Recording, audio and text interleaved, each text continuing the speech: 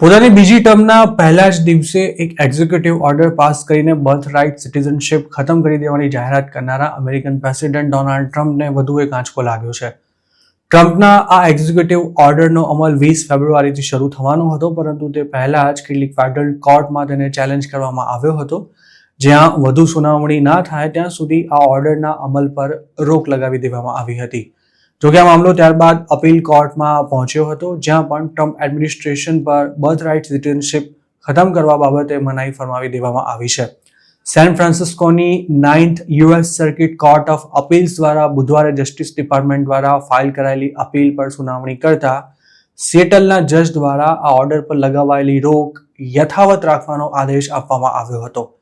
સિએટલ કોર્ટે ટ્રમ્પના ઓર્ડર પર સ્ટે મૂકી દેતા કેટલીક આકરી ટિપ્પણી પણ કરી હતી, જેની સામે જસ્ટિસ ડિપાર્ટમેન્ટે ઉપલી કોર્ટમાં ઇમરજન્સી અપીલ ફાઇલ કરીને નીચલી કોર્ટના આદેશને રદ કરવાની માંગ કરી હતી. જસ્ટિસ ડિપાર્ટમેન્ટે કોર્ટમાં એવી દલીલ કરી હતી કે અમેરિકાની ઇમિગ્રેશન સિસ્ટમને દુરસ્ત કરવા તેમજ મેક્સિકો બોર્ડર પર ચાલી રહેલી ક્રાઇસિસને સમાપ્ત કરવાના પ્રયાસના ભાગરૂપે president Trump birth right citizenship સમાપ્ત કરી દેવા માંગે છે. જોકે કોર્ટે બંધારણીય જોગવાઈમાં એક્ઝિક્યુટિવ ઓર્ડરથી કોઈ ફેરફાર ના થઈ શકે તેવું કારણ આપતા જસ્ટિસ ડિપાર્ટમેન્ટની અપીલને ફગાવી દીધી હતી. આ કેસમાં વધુ સુનાવણી જૂન 2025માં થવાની છે, પરંતુ ત્યાં સુધી નીચલી કોર્ટના ઓર્ડરમાં કોઈ ફેરફાર નહીં થાય, મતલબ કે બર્થ રાઇટ સિટીઝનશિપ અમેરિકામાં હાલ યથાવત રહેવાની છે. 9th સર્કિટ અપીલ કોર્ટની પેનલના જે 3 જજોએ ટ્રમ્પ સરકારને આ મામલે રાહત આપવાનો ઇનકાર કરી દીધો હતો, તેમાં એક જજની નિમણૂક એક્સ પ્રેસિડેન્ટ જીમી કાર્ટર દ્વારા, બીજા જજની નિમણૂક જ્યોર્જ બુશ દ્વારા અને ત્રીજા જજની અપોઇન્ટમેન્ટ ડોનાલ્ડ ટ્રમ્પની પહેલી ટર્મ દરમિયાન કરવામાં આવી હતી. મેરીલેન્ડ, મેસેચ્યુસેટ્સ તેમજ ન્યૂ હેમ્પશાયરની ફેડરલ કોર્ટે પણ ટ્રમ્પના આ એક્ઝિક્યુટિવ ઓર્ડર પર અગાઉ સ્ટે આપ્યો હતો, જેમાંથી 2 કેસમાં મામલો અપીલ કોર્ટમાં પહોંચી ચૂક્યો છે.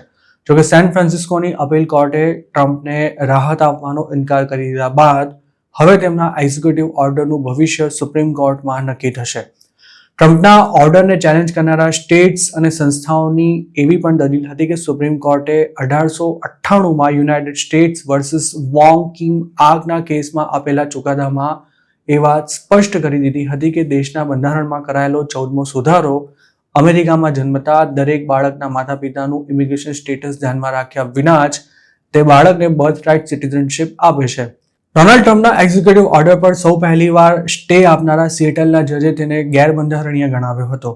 જો ટ્રમ્પને બર્થ રાઇટ સિટીઝનશિપ ખતમ કરવામાં સફળતા મળી હોત તો યુએસમાં દર વર્ષે જન્મતા ઇમિગ્રન્ટ્સના લગભગ 1.5 લાખ બાળકોને સિટીઝનશિપથી વંચિત રહેવું પડ્યું હોત.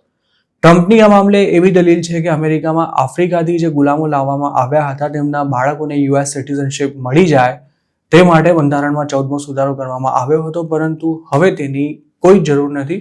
તેમજ બર્થ રાઇટ સિટીઝનશિપનો ભરપૂર દુરુપયોગ થઈ રહ્યો છે અને ઇલીગલ ઇમિગ્રન્ટ્સ તેનો મોટો ફાયદો ઉઠાવી રહ્યા છે.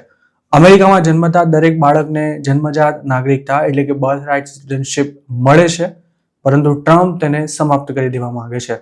ટ્રમ્પનો પ્લાન અમેરિકામાં જન્મતા માત્ર એવા બાળકોને જ બર્થ રાઇટ સિટીઝનશિપ આપવાનો છે કે જેમના પેરેન્ટ્સમાંથી કોઈ એક ગ્રીન કાર્ડ હોલ્ડર કે પછી સિટીઝન હોય. જો આમ થાય તો યુએસમાં ઇલીગલી રહેતા તેમજ સ્ટુડન્ટ, વિઝિટર કે વર્ક વિઝા પર આવેલા ઇમિગ્રન્ટ્સના બાળકોને બર્થ રાઇટ સિટીઝનશિપ મળતી બંધ થઈ જાય તેમ છે.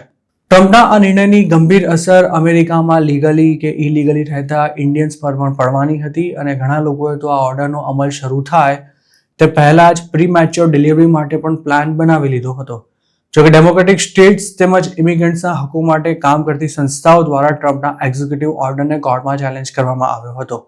ડોનાલ્ડ ટ્રમ્પે માસ ડિપોર્ટેશન ઉપરાંત બર્થ રાઇટ સિટીઝનશિપનો મુદ્દો પણ ઇલેક્શન દરમિયાન જોરદાર ઉછાળ્યો હતો અને પ્રેસિડેન્ટ બનતા જ પોતે તેનો અંત લાવી દેશે તેવી જાહેરાત પણ કરી હતી.